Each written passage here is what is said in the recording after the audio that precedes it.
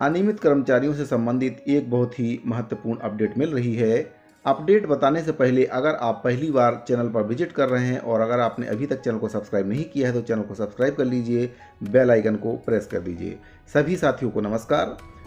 कर्मचारियों के बारे में जानकारी बताने से पहले बजट के बारे में चर्चा कर लेते हैं। राज्य सरकार का यह 5वां और अंतिम बजट है। इस बजट से अनियमित संविदा एवं दैनिक वेतनभोगी कर्मचारियों को काफ़ी उम्मीद है।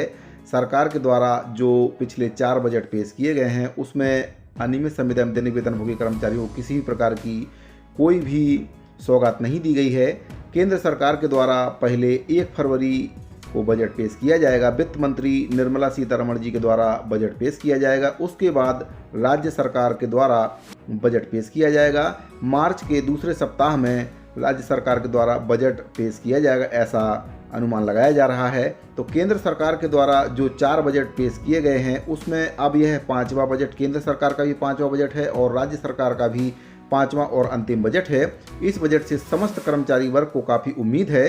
तो केंद्र सरकार का बजट 1 फरवरी को पेश किया जाएगा। पिछली बार जो भी बजट केंद्र सरकार के द्वारा पेश किया गया था उसके संबंध में माननीय मुख्यमंत्री भूपेश बघेल जी के द्वारा बताया गया था कि जो बजट केंद्र सरकार के द्वारा पेश किया गया है वह आम जनता के लिए बहुत ही निराशाजनक बजट है। आप सुन सकते हैं वीडियो।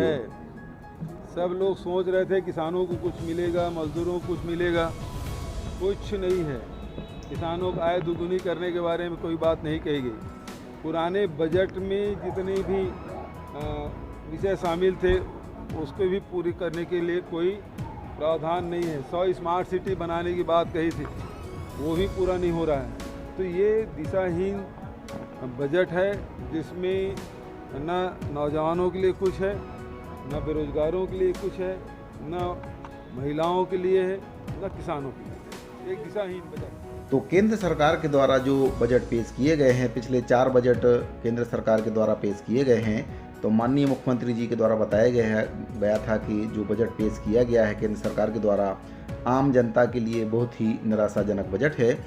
राज्य सरकार के द्वारा भी 4 बजट पेश किए गए हैं जिसमें से अभी तक कर्मचारियों के संबंध में किसी भी प्रकार की कोई घोषणा नहीं की गई है।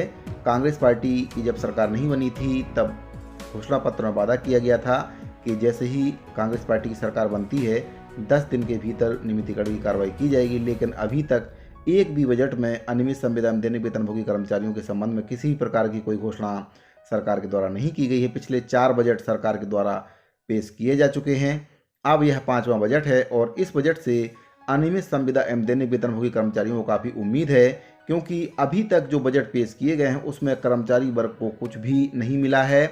4 बजट में कर्मचारियों को पूरी तरह से निराशा मिली है। अब सरकार का 5वां और अंतिम बजट है, चुनावी साल भी है, इसलिए कर्मचारियों में उम्मीद है कि जो सरकार के द्वारा बजट पेश किया जाएगा उसमें अनियमित संविदा एवं दैनिक वेतनभोगी कर्मचारियों से किया गया जो वादा है, नियमितीकरण का वादा है, उसको राज्य सरकार जरूर पूरा करेगी।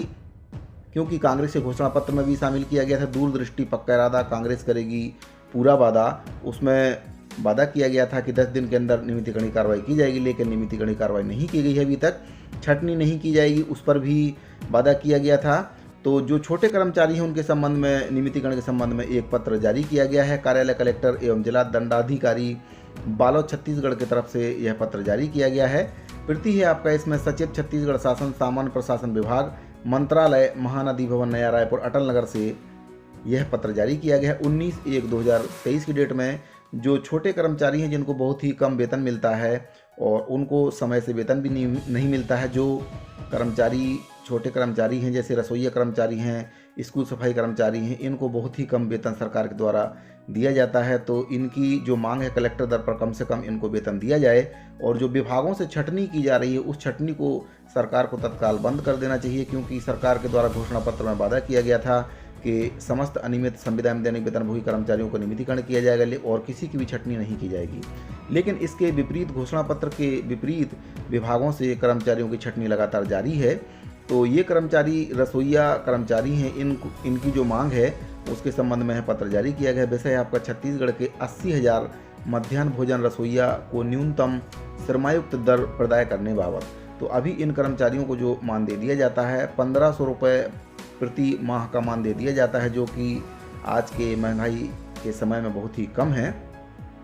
विषयांतर्गत लेख है कि आवेदक श्री भूपेंद्र साहू, कार्यकारी प्रदेश अध्यक्ष छत्तीसगढ़ संयुक्त अनियमित कर्मचारी महासंघ, जिला बालोद छत्तीसगढ़ के द्वारा छत्तीसगढ़ के 80,000 मध्याह्न भोजन रसोइया को न्यूनतम श्रमायुक्त दर प्रदाय करने बाबत के संबंध में आवेदन पत्र प्रस्तुत किया गया है, जिसे मूलतः संलग्न कर आपकी ओर सादर संप्रेषित है। तो इस पत्र के माध्यम से जो रसोइया कर्मचारी हैं, इनकी जो मांग है उसके संबंध में पत्र जारी किया गया है। साथियों, अगर आपको वीडियो पसंद आया तो वीडियो को लाइक कर दीजिए। मिलते हैं अगली वीडियो में एक नई जानकारी के साथ, तब तक के लिए धन्यवाद।